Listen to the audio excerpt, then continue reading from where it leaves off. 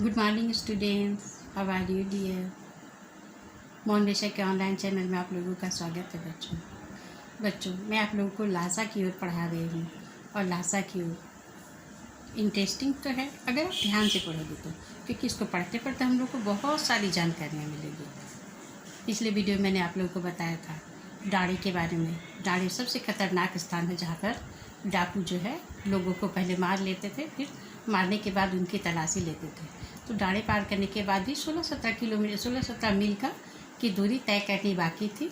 इसलिए लेखक ने अपने मित्र सुमति लॉबजंग सेठ को कहा कि क्यों ना हम लोग 2 घोड़े कर लेते हैं।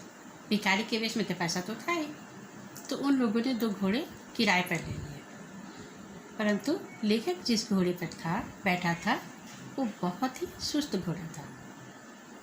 लेखक धीरे धीरे सुमति और उसके साथ और भी बाकी लोग जो यात्रा कर रहे थे उन लोगों से पिछड़ गए। पिछड़ने के बाद बहुत दूर मतलब बहुत ज़्यादा ही पिछड़ गए। एक दोराहे पर जब लेखक आगे बढ़ने लगे तो आगे बहुत दूर जाने के बाद जब उन्होंने मार्ग पूछा किसी से, तो राहगीर ने बताया कि आप तो दूसरा रास्ता चुन करके गलत रास्ते पर आ गए। लेखक पुनः वापस लौटे। इस क्रम में जहाँ उन्हें पहुँचना था, पड़ाव लेना था, वहाँ पहुँचते पहुँचते उन्हें काफ़ी देर हो गई। धीरे धीरे धीरे करके लेखक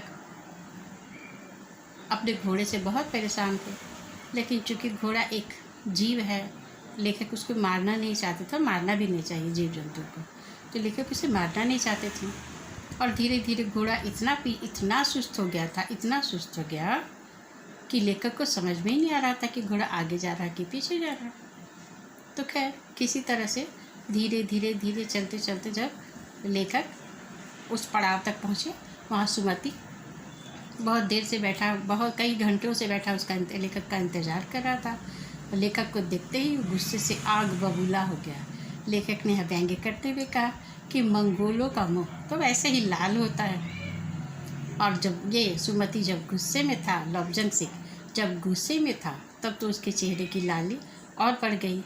सुमति ने गुस्से में कहा कि मैंने ना जाने यहाँ पर बैठे बैठे तुम्हारे इंतज़ार में कितनी चाय पी ली और 2 टोकरी कंडे फूंक डाले। कंडे गोबर से जो बनता है, जिसे हम लोग गोईठा कहते हैं। अपने गोईठे को अन्य राज्यों में और भी कुछ कहा जाता होगा, सब जगह अलग अलग नाम से इन्हें जाना जाता है। तो लेखक ने सुमति को मनाते हुए कहा कि मित्र मेरी गलती नहीं है, मुझे घोड़ा ही सुस्त मिला था। तो खैर गनीमत ये हुई कि सुमति को जितनी जल्दी गुस्सा आता था उतनी जल्दी उतर भी जाता था।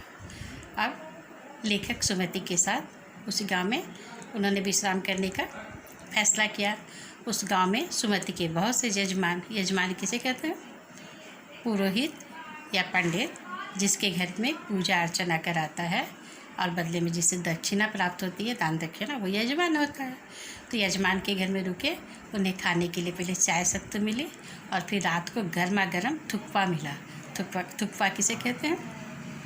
थुक्पा कहते हैं जो चावल का जो आटा होता है ना, चावल के आटे में वो लोग जानवरों की, जिसका मांस वो लोग खाते हैं, उन जानवरों की हड्डियों को सुखा करके उसे पीस करके आटे की तरह महीन करते हैं और उसे मिला करके वो लोग रोटियां बनाते हैं। ये उनकी मजबूरियां हैं कि जिस परिवेश में वो लोग रहते हैं वहाँ पर शरीर को तापमान देने के लिए, शरीर को गर्म रखने के लिए इन सब की आवश्यकता होती है।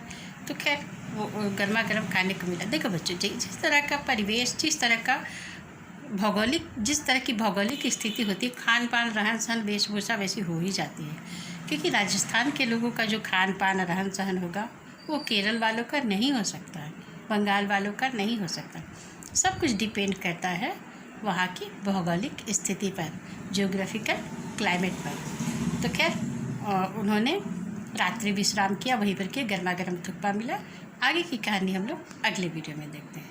तब तक के लिए आपका होमवर्क है, read chapter 2 up to dot and learn word meaning. खुश रहिए, अच्छे से रहिए। Thank you.